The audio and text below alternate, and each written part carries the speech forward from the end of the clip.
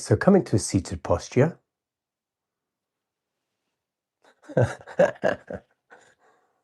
Yeah. And allow the eyes to gently close. Gently. Relax. Be good to yourself.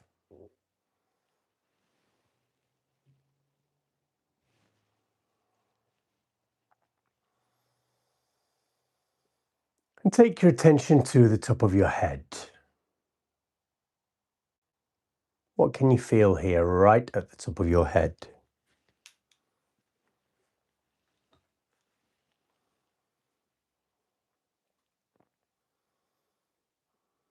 You might find there's temperature, like warmth or coolness.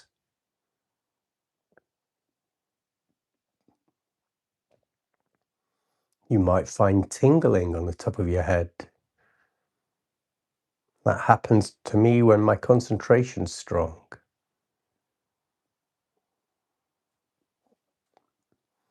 You might find tension and stress. Whatever you find, accept it and soften. So we've got this soft awareness.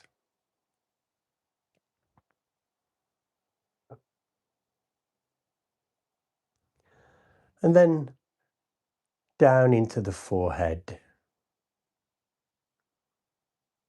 What can you feel here in the forehead? Allowing the muscles of the forehead to relax. And then down into the eyes, making sure they're not squeezed shut. Just relaxing them.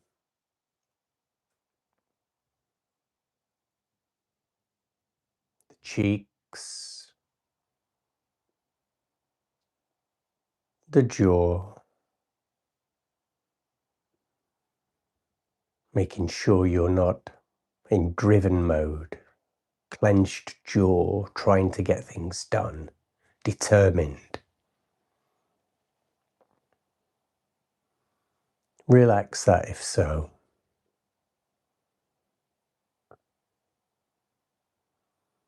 Then take your attention down the throat, the front of the neck, the back of the neck, and onto the shoulders.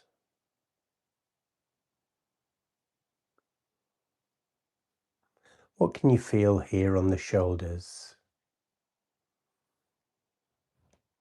Tension, likely. More on one side than the other.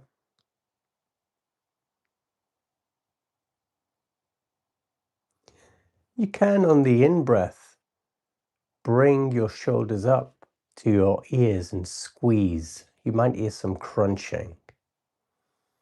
And then on the out-breath, drop them. Really drop them.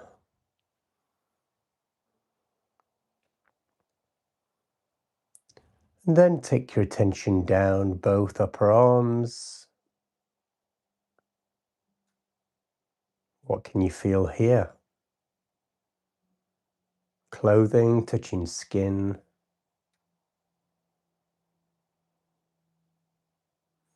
The lower arms.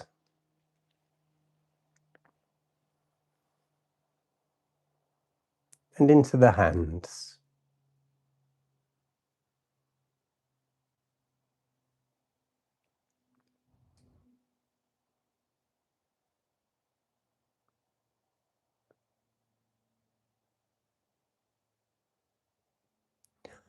Feeling what you can feel in the hands and fingers.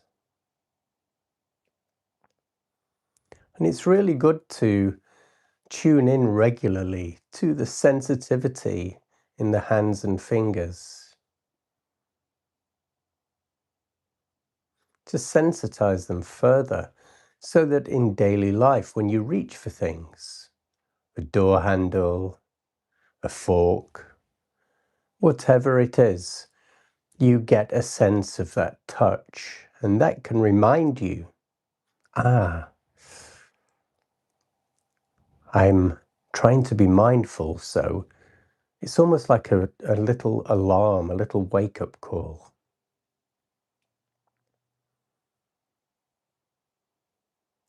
Then take your attention up into the chest,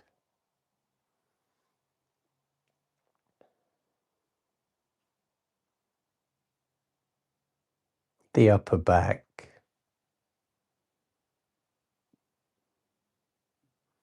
again accepting any tension, not trying to force anything away, just noticing it. And quite often when we notice tension in the body, we can let go. We find that we're actually holding it ourselves. We're holding it in place. So we can soften around it. And we might find a shoulder drops or an ease comes.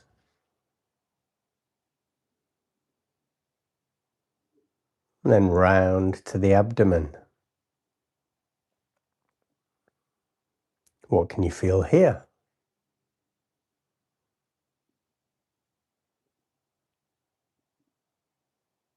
Letting go of any gripping in the belly.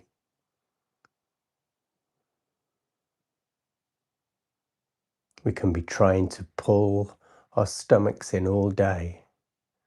Now's the time to let it just hang.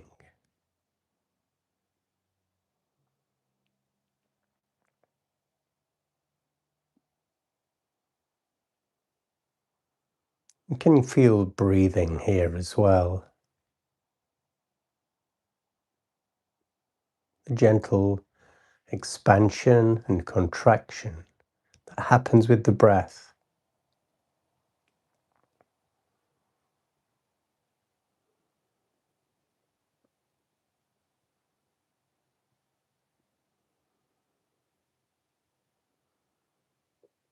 Softening the belly even further.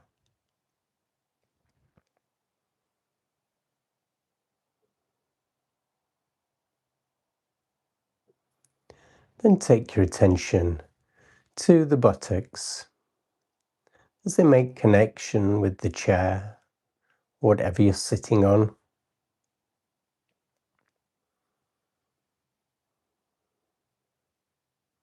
Feel that connection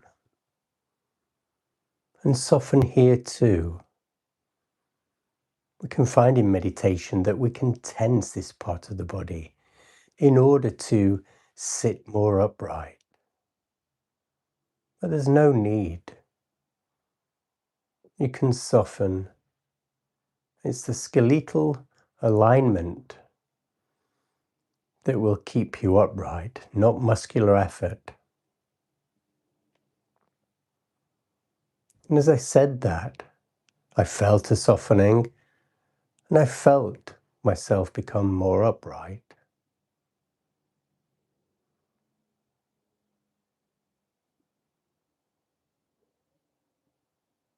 It's like returning to our natural state.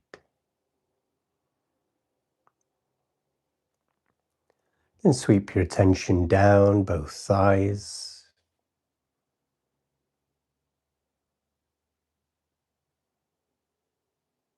Relaxing. Being aware of whatever is here. The touch of clothing. Warmth. Coolness. And down into the knees. The front of the knee first.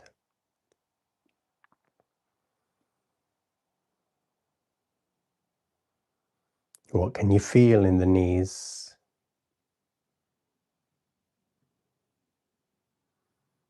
Maybe some pain, tension. Everything's welcome. Then deep into the knees, through the knee and into the back of the knee.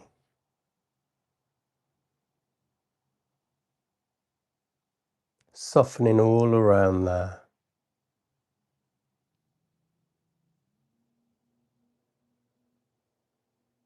And sweeping your attention down the calves, allowing the belly of the calf to just relax all the way down to the Achilles heel. And then from the knee down the front of the shin, feeling where the shin ends and muscle begins.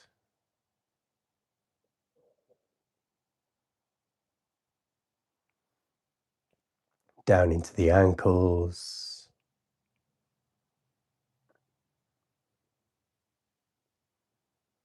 the fronts of the feet, the heels, arches, balls of the feet, the toes.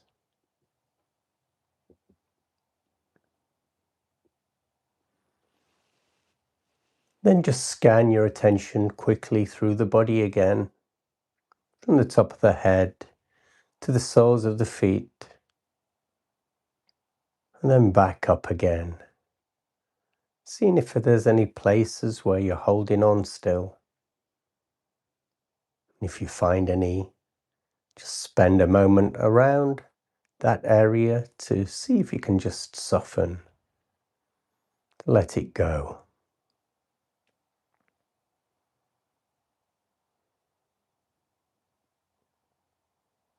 Then come to physical stillness.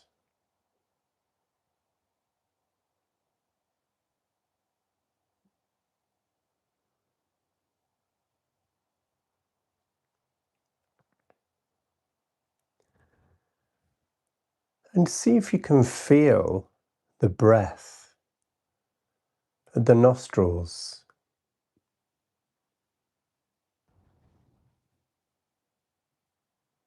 It's quite difficult to do because it's a very subtle sensation.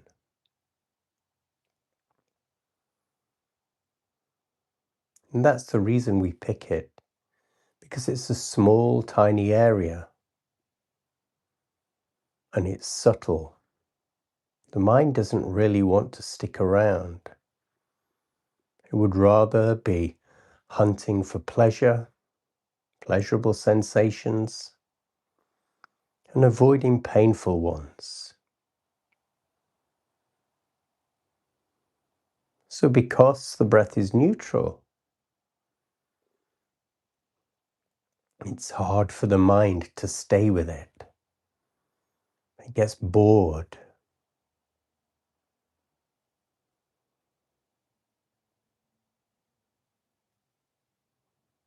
And that's the reason we pick it. Because this is a practice to train the mind, to reclaim some of our power.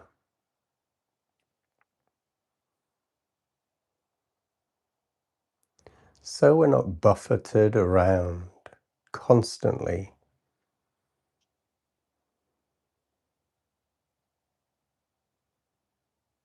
So it can be stable and strong.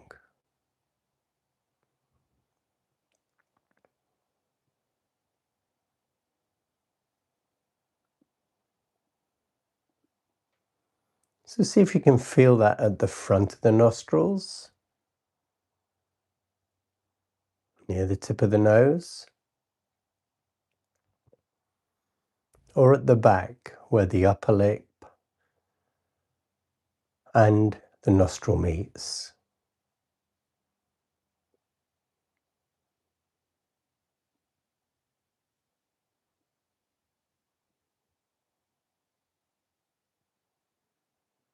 If you're really struggling and you can't feel it at all, then by all means use the abdomen or some other parts of the body you can feel the breath in. But if you can feel it here, begin to tune in now. Locking your attention onto this point where you feel it strongest.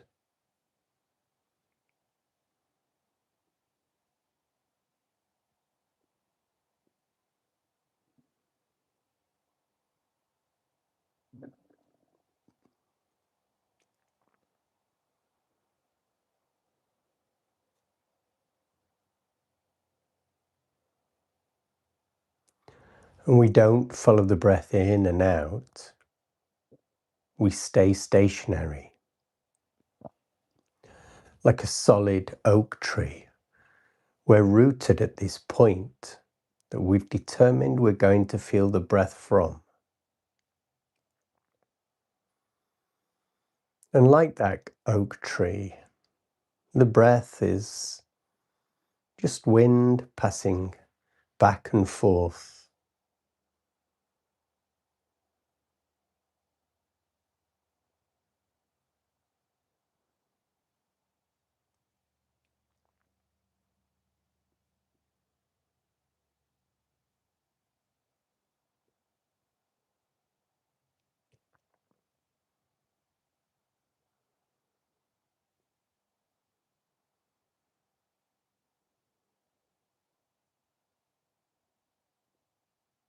And we're going to use something called a parikarma.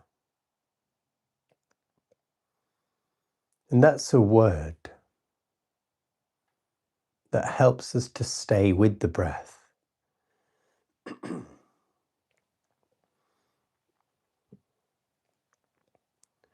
The one I use is Buddho. And that means awake. So it's Bu on the in-breath, Do on the out-breath. So we just say that in the mind. But it can be anything.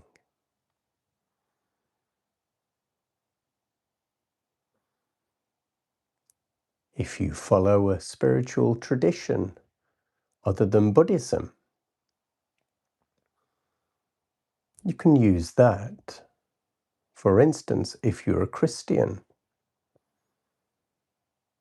you can use the word Jesus, any two-syllable word.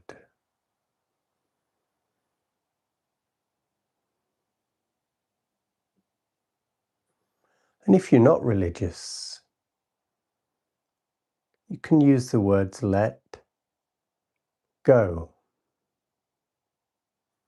Let on the in-breath, go on the out-breath.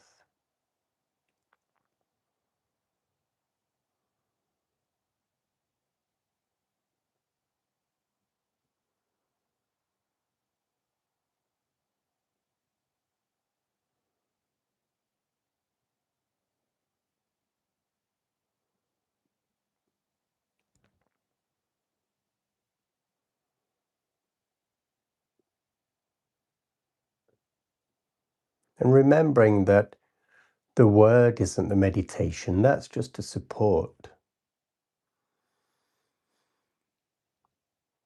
The feeling of the breath sensations, that's the meditation.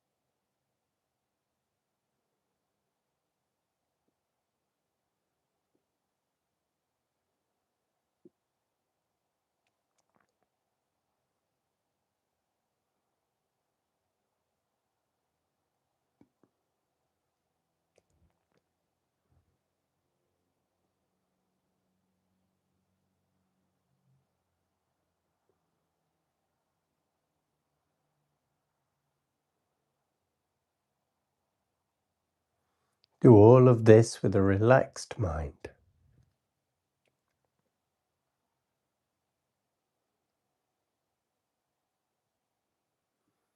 And when you do get caught up in thought, just see that that's happened and say in your mind, thinking, thinking.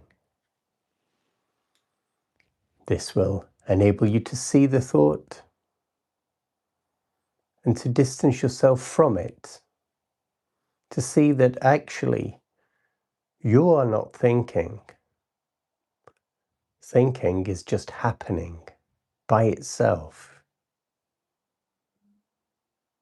When you see that, you can step back, unhook from it, and bring your attention back to the breath.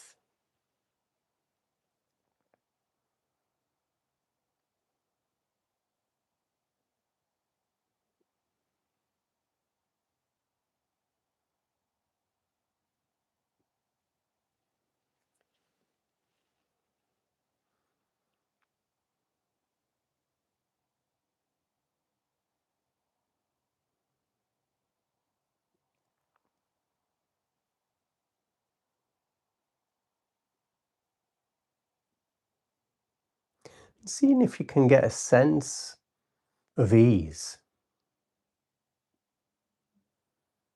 In meditation, we often struggle. We strive. We get frustrated because we can't stay with the breath. But the more we relax about that, the easier it becomes. And then eventually we get a great sense of peace and well-being that just rises up naturally from within.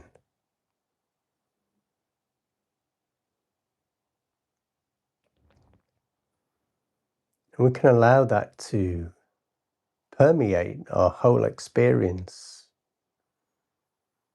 So our meditation becomes really joyful and uplifting.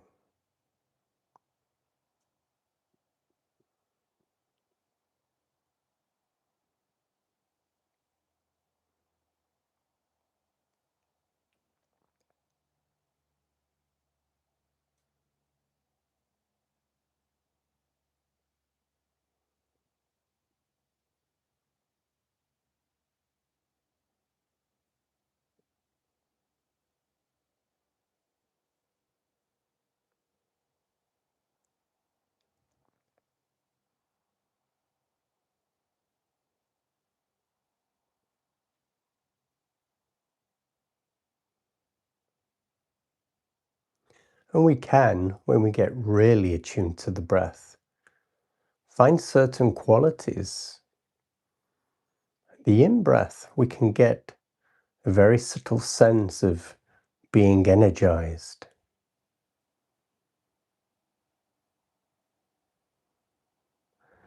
And on the out-breath, we can get a very subtle sense of relaxing.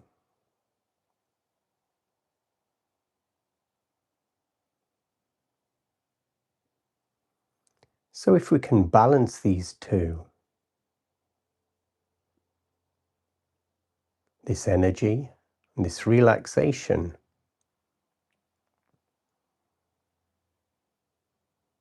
then our meditation becomes very powerful.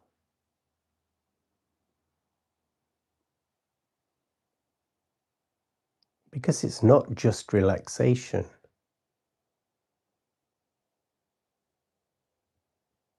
And it's not just focused concentration.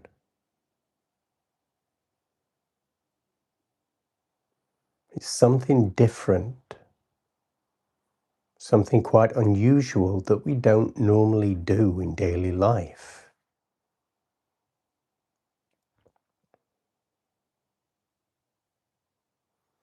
Relaxation often means just slumping in front of a TV and actually becoming mindless, not mindful.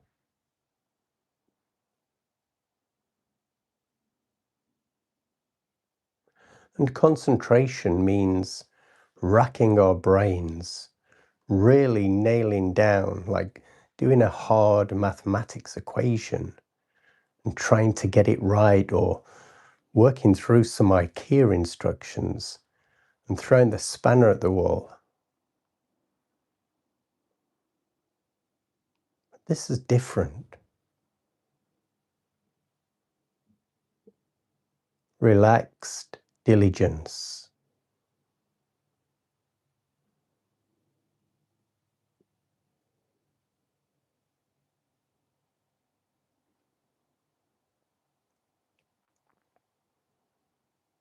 So I'm going to ring the bell in a moment. Before I do, stay with your breath. Don't leap up the minute the bell rings.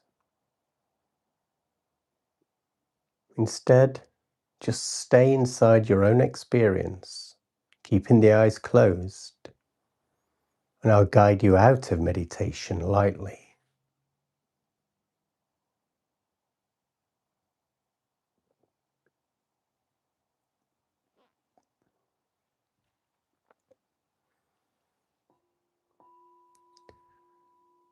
The first thing is keeping the eyes closed, just to move a little,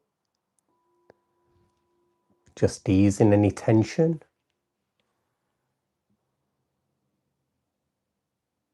And then stretch.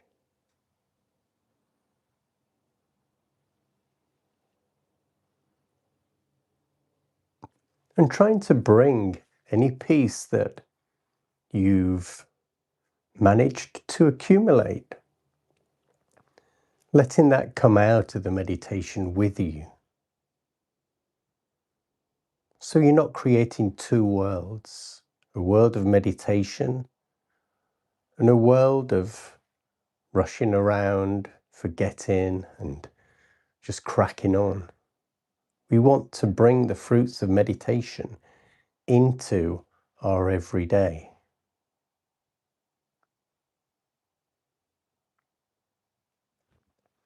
So with that, allow a little light in. You'll see the shapes of things beginning to form. Don't rush to give them a name or to identify what they are. Just see shape as shape.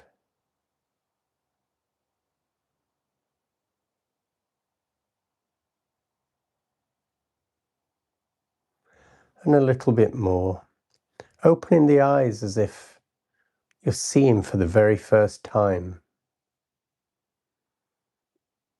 Without labels, without preconceived ideas. Because in meditation, this is what actually begins to happen. We become so happy and joyful because we're seeing things without baggage. When we're children, the slightest thing, a butterfly, a pond, a river, a caterpillar, they fill us with joy. And we can get that back. I truly believe that this is what is meant by the Garden of Eden. The Garden of Eden is childhood. Before we grew tired of the world, before we put everything in boxes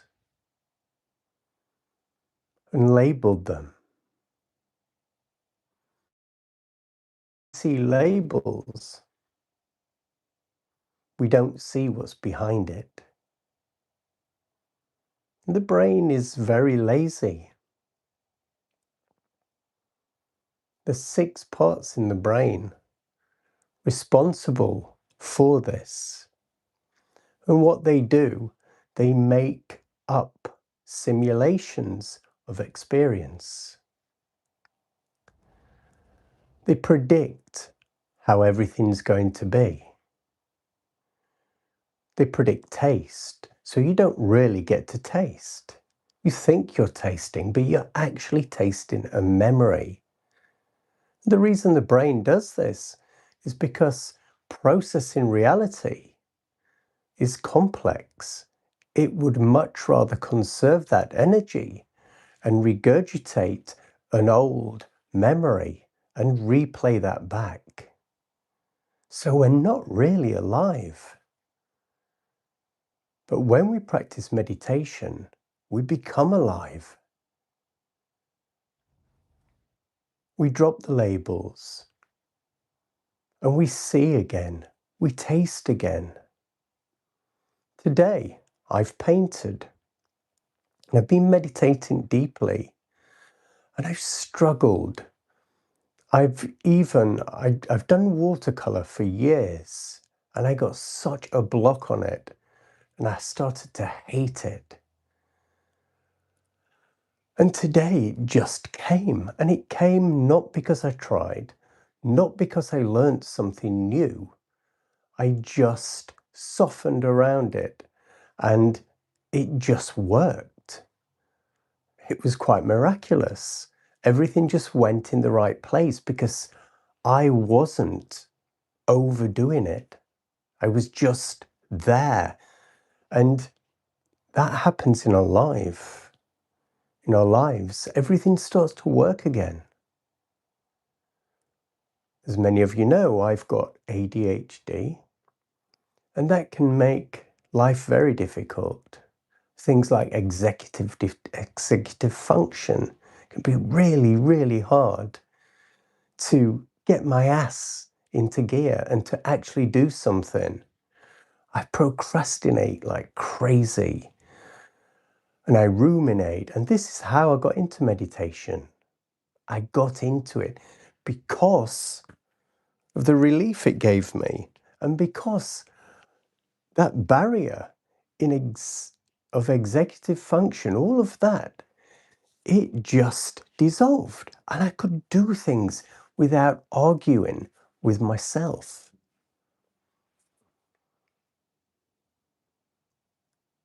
One graph, thank you for that. I appreciate that.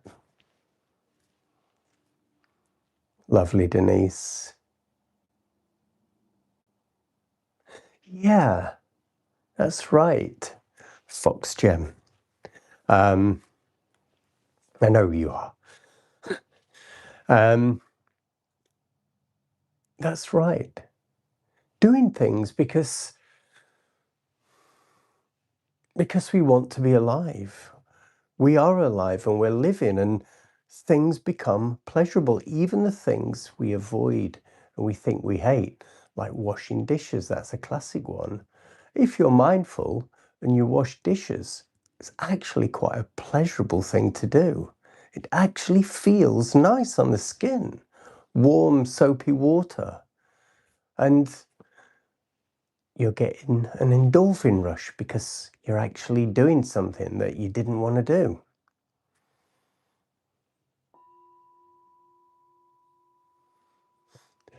And I've noticed when I meditate deeply,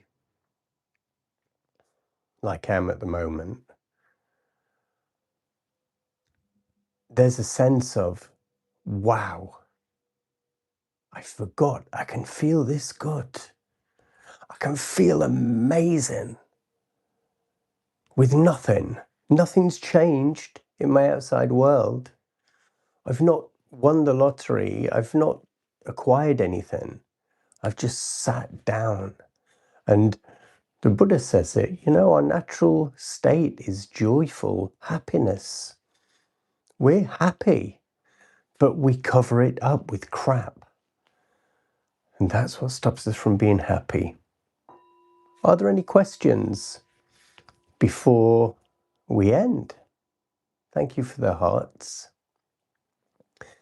I'm putting all these, by the way, well, I have done. I've put them into a playlist. So you can listen to any of them at any point.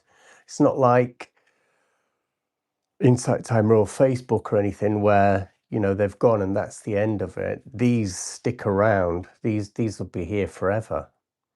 Long after I'm gone. Maybe, who knows? Have a great evening, everyone. Peace. How do I turn this off?